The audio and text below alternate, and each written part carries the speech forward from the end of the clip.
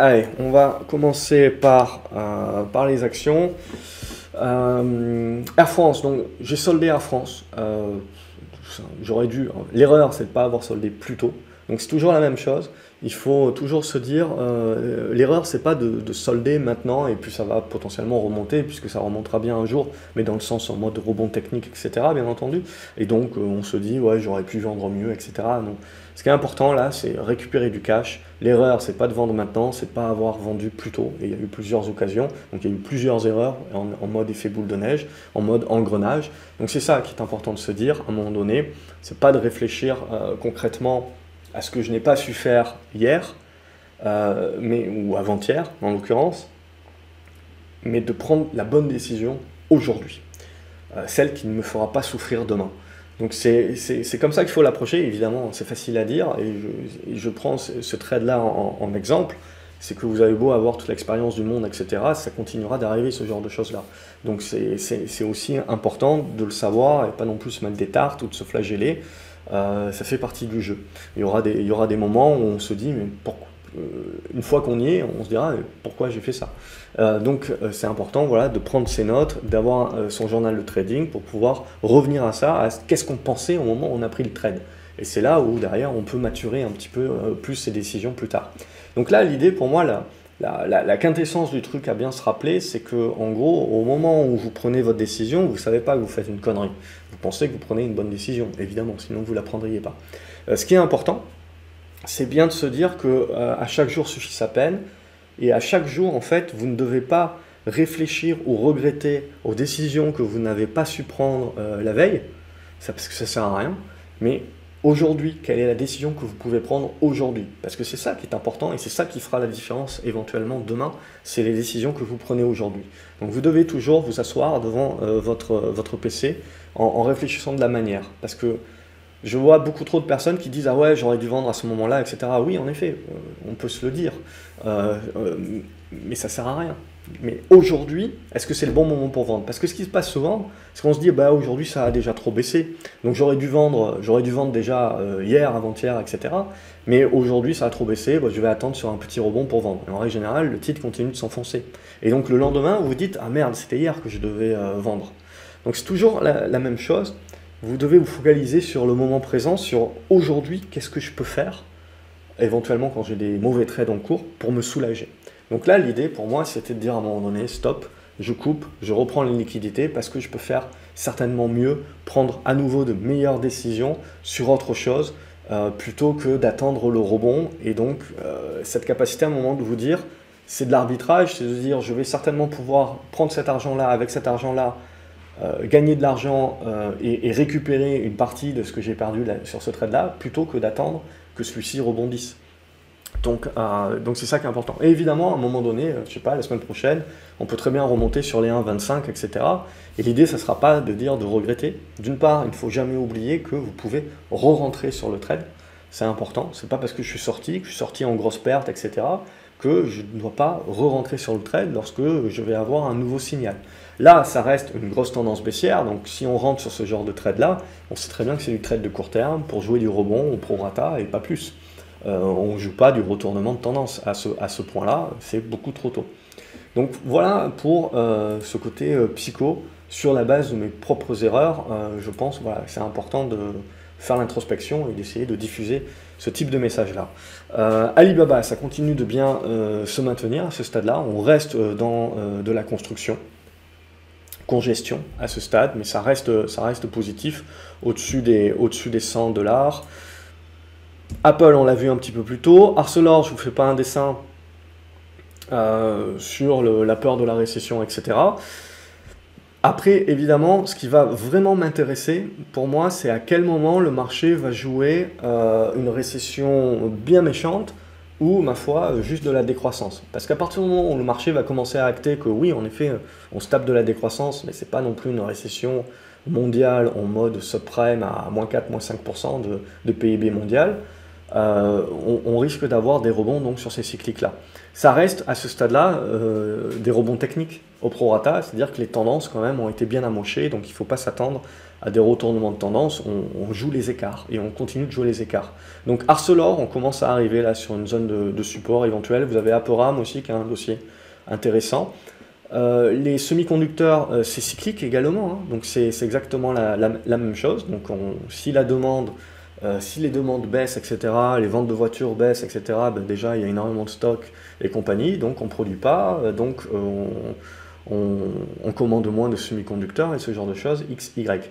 Donc là, je vous ai pris juste un intermédiaire qui est ASM. Ce que l'on voit, c'est que vous voyez le rebond technique qu'il y a eu là, il a buté sur l'ancien support, donc il valide bien la résistance. Et donc là, on lâche. Donc ce qui est très intéressant de voir, c'est que maintenant qu'on va commencer à vous dire les semi-conducteurs, ben ouais, c'est cyclique. Mais bon, les dégradations graphiques, vous voyez, elles ne datent pas d'hier. Donc c'est là justement où le graphique est là très souvent pour vous permettre quand même d'avoir une vue un petit peu plus globale et un petit peu plus hélicoptère sur ce que le marché est déjà petit à petit en train de jouer, parce que quand vous avez le truc qui dégueule comme ça, c'est trop tard dans le sens où ben, en fait tout le monde est en train déjà de le jouer et c'est pour ça que ça dégueule. Quand c'est lent et que ça cisaille, c'est parce que vous avez encore une bataille entre ceux qui veulent y croire et ceux qui sont déjà en train d'anticiper le futur et donc la dégradation économique.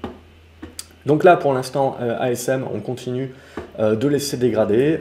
Je ne sais pas trop ce qu'on jouera comme figure. Je continue à partir sur des biseaux, hein, pour ma part. Mais après, bon, il n'y a pas forcément tous les points d'impact, etc. Donc il faudra ajuster, mais c'est dans l'idée.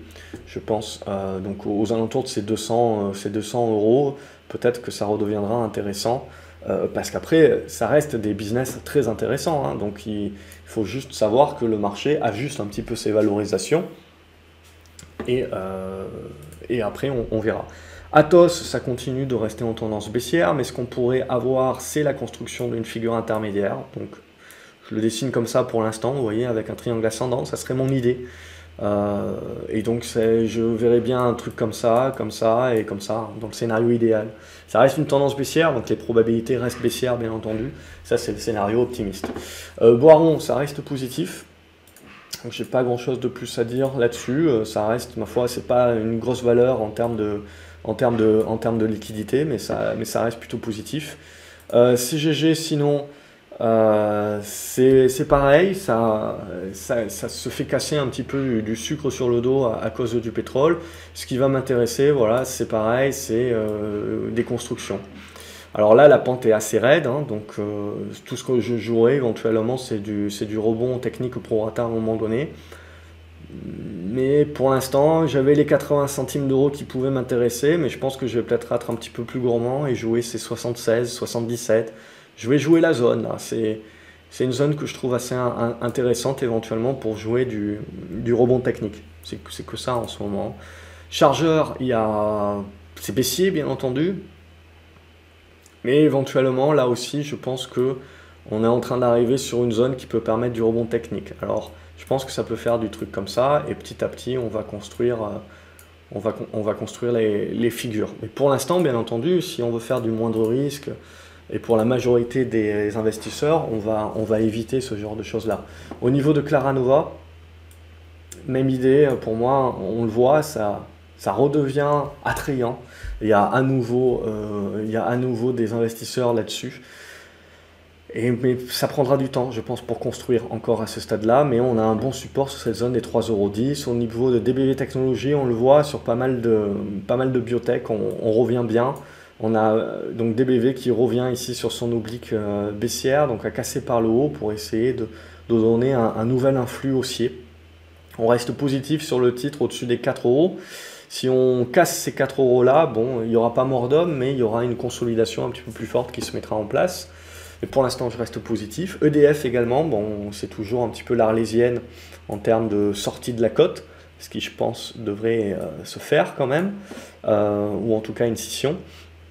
Et le côté pour faciliter l'investissement dans le nucléaire, je pense qu'aujourd'hui, plus que jamais, va falloir quand même mettre les bouchées doubles. Donc là, mon idée, voilà, sur EDF, c'est toujours une tendance baissière, mais on voit qu'on a quand même une bonne amélioration, des bons volumes. On n'est pas loin de casser ici cette première oblique qui nous permettrait de revenir certainement tester cette zone-là des 9,50 €, 10 € avec cette zone de gap. C'est un chemin qui est très long pour EDF, mais il y a un aspect spéculatif qui peut être intéressant. Titre spéculatif ici, c'est pour les spéculateurs, hein, donc c'est énergisme. Donc il y a un petit peu de volume, c'est pour jouer 20-30% peut-être, voire plus si affinité. Mais ça serait l'idée de proposer ça comme titre, mais pour les spéculateurs uniquement. Et aux deux, sinon, il y a eu un petit peu de volume aujourd'hui. Donc on a une bonne tentative de sortie par le haut. Alors il y a eu Moulinvest, il y a eu Cogra, et maintenant on voit un petit peu en mode dernier élève de la classe, on a EO2 qui est en train de sortir par le haut. Apparemment on va se chauffer au copeau de bois. Eramé, on est en train de revenir sur une zone soutien, là aussi on a bien cassé les pattes arrière déjà depuis un petit moment. On arrive sur une zone que je trouve intéressante, cette zone des 90 euros. Et ensuite jusqu'à la zone des 85 si on doit jouer en mode capitulation, donc se garder une cartouche pour jouer du rebond. C'est un titre qui est assez volatile, donc c'est intéressant de trader. Mais sinon, voilà, là aussi, c'est quelque chose qui demandera pas mal de zigzags avant de maturer. Au niveau de Galapagos, je reste positif là-dessus parce qu'on a tenu le support et qu'on voit, on est en train de relancer éventuellement la relance haussière avec une cassure d'oblique et ça devra être confirmé avec la cassure de ces 55-56 euros. Harmony Gold, on reste dans du biseau descendant là aussi, c'est pour ça que je ne veux pas tuer les minières tout de suite. Pour moi, ce qui va surtout m'intéresser, évidemment, c'est la sortie par le haut de ça. Ça prendra du temps aussi, c'est pour ça qu'il ne faut pas se précipiter. Ça peut faire une poussée, refluer. Et là, ça commencera à dessiner notre scénario et on sera très certainement déjà vers septembre-octobre. Ça commencera à dessiner le scénario éventuel de dire les banques centrales redeviennent accommodantes. Et donc, on se remet à jouer un petit peu d'or. Hermès, sinon, on est toujours dans ce biseau descendant, mais on a bien tenu jusqu'à preuve du contraire. Si on arrive à pousser là-dessus, ça peut donner des ailes un petit peu au CAC 40 évidemment et à revenir sur cette zone des 1140, mais ça sera le gros morceau, c'est 1140 avant de pouvoir pousser en mode rebond prolongé là-dessus. Au niveau de Imerys, même chose que pour Apora, Arcelor et compagnie, alors c'est pas le même business bien entendu, mais l'idée est la même dans le sens où on décroche pas mal, on fait du rebond et on bloque là-dessus. Et ce qu'on attend, c'est de voir une figure.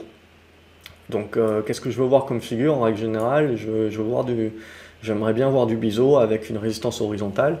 Mais voilà, même chose. Pour un investisseur, il n'y a pas grand-chose à se mettre sous la dent aujourd'hui, avant un long moment. C'est juste pour du trading, éventuellement, pour jouer du delta. Le fait que, voilà, je pense qu'on est arrivé sur une zone assez intéressante là. Que je cherchais à acheter depuis un petit moment, mais finalement je ne l'ai pas fait parce que le titre n'est pas super liquide, c'est son problème.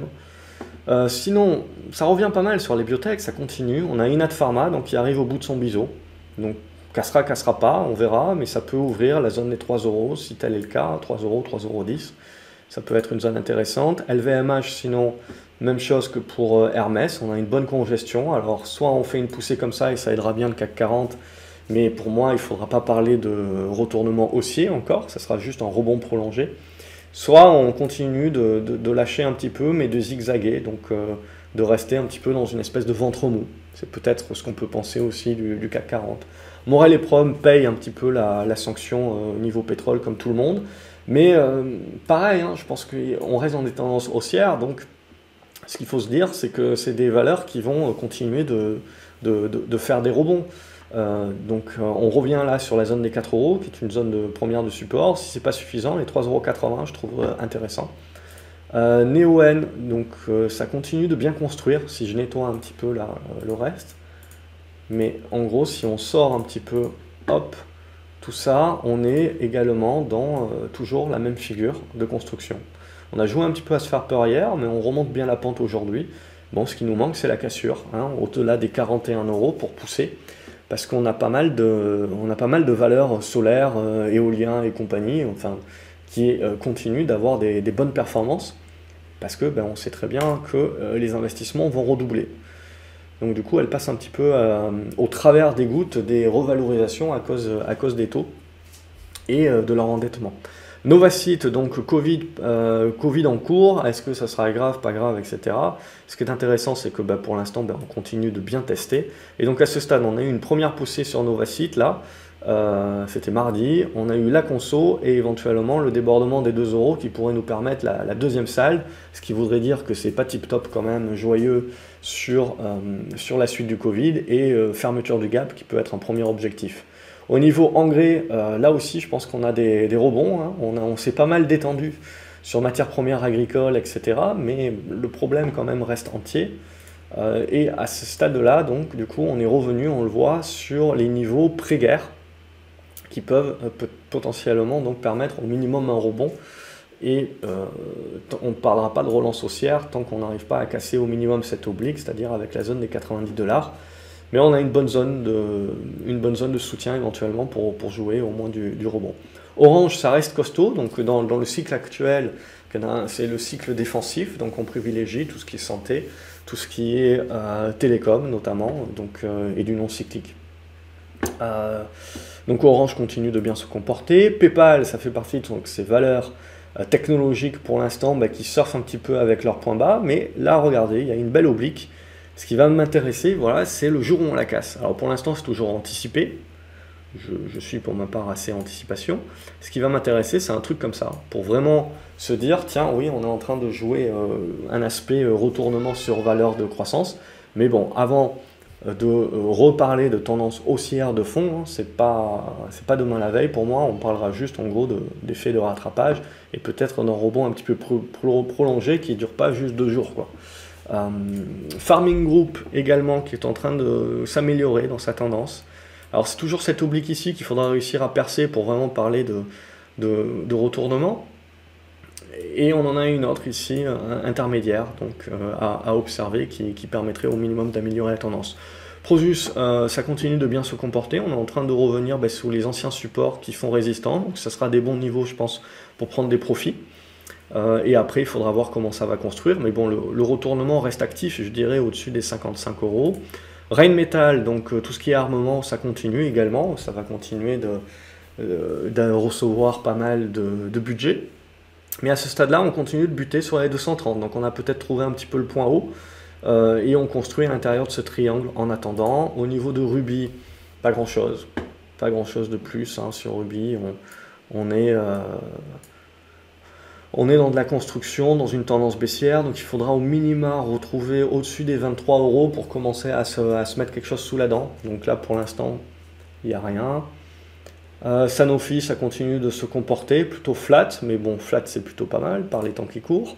Sartorius, je trouve, se comporte très bien, donc on était dans le biseau descendant, on voit qu'on a fait une bonne première poussée, une petite conso, donc ça c'est intéressant, et là, éventuellement, la relance qui nous permettrait peut-être de viser un retour vers cette zone des 325-330€, où ça sera le gros morceau, et là on rentrera peut-être dans la baisse de volatilité que je vous ai indiqué, en attendant d'avoir un signal. Schneider Electric aussi, je pense qu'on est en train de revenir sur une zone intéressante pour jouer du rebond, hein. Je ne parlerai pas d'autre chose à ce stade-là, parce que globalement, vous voyez, sous les 121-122€, il n'y a pas grand-chose de plus à faire que de jouer ces rebonds-là. Mais je pense voilà, qu'on commence à arriver au bout un petit peu des constructions baissières et qu'on va peut-être réussir enfin à s'extirper pour des rebonds un petit peu plus.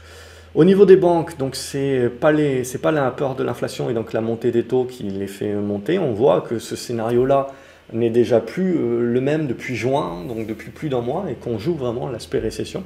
Par contre, ce qui va m'intéresser maintenant, c'est le fait de réussir à tenir cette zone des 20€ pour peut-être créer une figure un petit peu en congestion. Alors, on aura la BCE qui viendra nous expliquer est-ce qu'ils montent les taux courts ou pas. Ça va être important pour les banques, bien entendu. Et surtout, ce qui va surtout m'importer, c'est qu'on joue la récession, mais de combien? Donc en gros, dans la santé des banques, on va pouvoir déterminer et anticiper ce que le marché pense. Si on commence à percer par le bas, là, ça veut dire que le marché pense qu'on va vraiment s'en taper une méchante, et que les banques, même si elles sont résilientes, qu'on a fait des stress tests, des trucs, des machins, c'est qu'on commence un petit peu à avoir la pétoche sur est-ce qu'on a assez de capitaux propres si ça se passe mal. Si on arrive à tenir, ma foi, et ok, bon, on fait du zigzag, il ne faut pas s'attendre à des 100 et des 1000, mais on continue de construire dans cette figure, bon, c'est que ok, on va se taper de la décroissance, etc., mais que pour l'instant, le marché pense qu'on est capable d'encaisser. Donc c'est la santé des banques, primordial pour anticiper un petit peu la suite avant que les journaux vous en parlent. Solution 30, c'est toujours une grosse tendance baissière. On a peut-être une petite mèche basse qui s'est faite aujourd'hui. Bon, c'est pas jojo. Pour moi, tant que vous ne dépassez pas les 4 euros, on voit avec cette oblique ici, à ce moment-là, oui, peut-être qu'on aura un retournement à jouer. Il y a toujours l'aspect d'un actionnaire majoritaire. Ça n'a pas l'air de se bousculer au portillon quand même, hein. Donc pour l'instant, pas tip top. Stellantis, donc on a cassé ce support horizontal. Donc pour moi, comme sur beaucoup de titres, il va falloir commencer à regarder un petit peu plus en mode oblique. Mais même chose, hein, il n'y a pas, mis à part du rebond technique, etc. Et la peur de la récession prend le dessus sur l'automobile et pas grand chose à se mettre sous le nez. Thales est en train voilà, de remonter la pente, donc ça reste positif et haussier, au-dessus des 110 euros. Donc c'est pas mal. Terra Nexus, il y a eu des volumes aujourd'hui, mais sinon il faut faire attention, le carnet d'ordre est assez creux. Mais globalement, on a eu la cassure de cette oblique, hein. Je crois que Terra Nexus n'a pas cassé un truc depuis Mathusalem. Et là, enfin, ça a cassé. On a cassé en plus l'horizontale des 2,10 €, qui éventuellement servira de support. Alors tout ça, on est en train d'anticiper évidemment une news sur Batman qui devrait sortir là, courant juillet. Donc il faudra voir si c'est suffisamment bon ou pas. Bon, je pars du principe pour ma part que ce qu'on peut éventuellement viser, c'est cette zone des 2,70 €. Allez, en extension, pourquoi pas 2,90 €. Mais voilà, quoi. Ça fait partie de ces valeurs biotech où je resterai plutôt en mode prendre ce qu'il y a à prendre, en jouant la news et en vendant le jour de la news, quoi. En attendant, ça peut éventuellement consolider un petit peu, ce qui peut permettre d'accumuler des positions pour jouer ça sur un deuxième coup. Après, ça reste une biotech, bien entendu, donc ça reste binaire. Donc il faut adapter votre taille de position, mais graphiquement parlant, on voit qu'il y a un intérêt retrouvé sur Terra Nexus. Reste à savoir si ça sera durable. Pour moi, il faut attendre la news et après je dirais vendre la news, parce que je pense pas qu'elle cassera trois pattes à un canard, mais on verra. Au niveau de Tilray, je m'en sers comme une temporisation sur les valeurs de croissance, mais pas terrible. Donc ce qui m'intéresse de voir, c'est comment on construit les bottoms. Si le marché commence à construire des points bas et des figures de points bas sur des valeurs non qualitatives comme Tilray Brands qui perdent de l'argent, etc., mais qui attirent énormément le spéculateur moyen, je me mets dedans, ça veut dire qu'il y a un appétit pour le risque qui revient sur les actifs à risque. Donc ça veut dire que je peux, moi, avoir une psychologie plus agressive sur ce genre d'actifs-là. Okay, pour l'instant, on n'y est pas. Il ne faut pas négliger que ça peut toujours casser par le bas et partir en capitulation, hein, bien entendu. Mais pour l'instant, je dirais que ça reste dans la construction. Donc, on est à la fin de la construction, donc je regarde, je patiente, mais c'est ça qui va m'intéresser. Si on arrive à faire des trucs comme ça va doublement m'intéresser et me dire qu'on est en train de partir, pas pour un renouveau, etc., mais pour un petit cycle de quelques semaines où on va peut-être repartir en mode appétit pour le risque. Donc c'est ce que j'attends pour me donner l'étincelle, le signal. Total Energy, ça consolide entre deux poutres. Donc 49 €, 52 €. Twitter, toujours pas d'OPA de notre ami Elon Musk, mais toujours un petit peu la congestion dans ce sens-là. Alors c'est un petit peu fébrile, je préférerais qu'on revienne au-dessus des 40 $, évidemment. Mais pour l'instant, je patiente. Au niveau d'Ubisoft, même chose, ça construit à ce stade-là. Pour l'instant, ça reste un petit peu fragile, mais je pars du principe que c'est du biseau. Le vrai signal interviendra sur cassure des 46 €. Là, on pourra se dire, tiens, jeux vidéo et Ubisoft en particulier reviennent sur le devant de la scène. Au niveau de Unibail, c'est baissier, bien entendu, mais à un moment donné, il y a une réaction qui va pouvoir se jouer. Pourquoi pas sur cette zone des 46, mais allez, et cette zone-là. Si j'arrive à tracer droit, c'est peu ou pro, ouais, cette zone aux alentours des 46-47 €. Mais juste pour jouer du rebond, hein, c'est vraiment que ça en ce moment, je serais tenté de dire, pour essayer de tenter de dire où est-ce qu'est la fin d'hémorragie. Et Valourec, voilà, ça claque un petit peu comme tout le monde au niveau pétrole. Bon, on est en train de revenir sur une première zone. Si c'est pas suffisant, pour moi, il y a une deuxième zone ici. C'est des zones d'achat, hein, pour jouer au minimum les rebonds. Après, ça peut demander du temps pour construire, mais ça restera des valeurs pour moi qui demeurent intéressantes d'un point de vue long terme. C'est juste que voilà, faut accepter que le marché a peur, prend ses profits, a peur de la récession, ça nous fait revenir sur des niveaux de support, et là, éventuellement, on peut jouer le rebond, et derrière, ce qu'on voit, c'est est-ce que le rebond a des pattes pour pouvoir escalader un petit peu, ou est-ce que ce rebond est juste du rebond technique, et on va aller chercher plus bas, vers la zone des 9,20, qui est aussi une autre zone, à 9, 9,20, qui est aussi une autre grosse zone sur ce titre-là. Et Worldline, je l'ai toujours dans la liste. Bon, pas grand chose de plus à se dire là-dessus. J'ajuste un petit peu cette oblique-là. Globalement, il faudra la casser par le haut pour évidemment insuffler une volonté de retournement. Pour l'instant, ce n'est pas du tout le cas. Ce qu'on peut se dire, c'est peut-être que là aussi, comme sur beaucoup de titres, on construit. C'est vite dit, hein, parce qu'il suffit d'un chandelier qui fait ça et on continue un petit peu en mode biseau, hein, mais on continue dans le biseau en mode zigzag, donc c'est une affaire de timing. Donc c'est ce que je vous ai dit sur le CAC 40 en début de vidéo, ou comme je vais les découper certainement sur la première vidéo, c'est qu'on joue, on est sur la limite, c'est-à-dire qu'on a envie de croire qu'on a la capacité de pulser, et si on recasse les 5008 là par le bas, faut pas chercher midi à 14 h. Moi je préfère solder, quitte à revenir plus tard, mais je reste pas en position en jouant aux devinettes à me dire non mais on va aller au 5750 et on va remonter. J'en sais rien.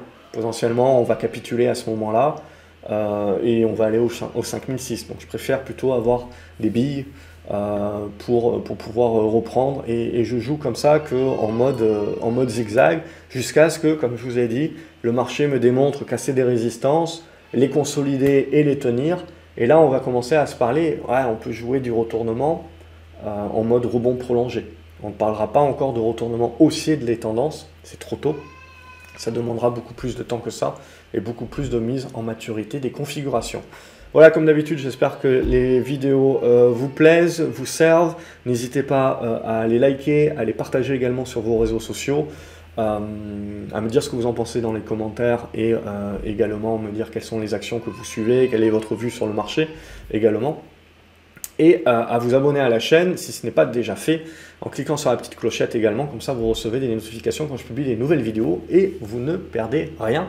Et je vous invite également sur la petite vignette qui doit s'afficher à l'écran à regarder la dernière vidéo, notamment que j'ai faite un peu plus macro sur l'immobilier, mais qui est plus généraliste que ça. Si vous ne l'avez pas déjà fait, je vous invite à la voir, voire à la revoir. En attendant, je vous souhaite un excellent week-end les graphes. Je vous retrouve lundi, on sera orphelin des US, mais on aura quand même des choses à faire. Salut!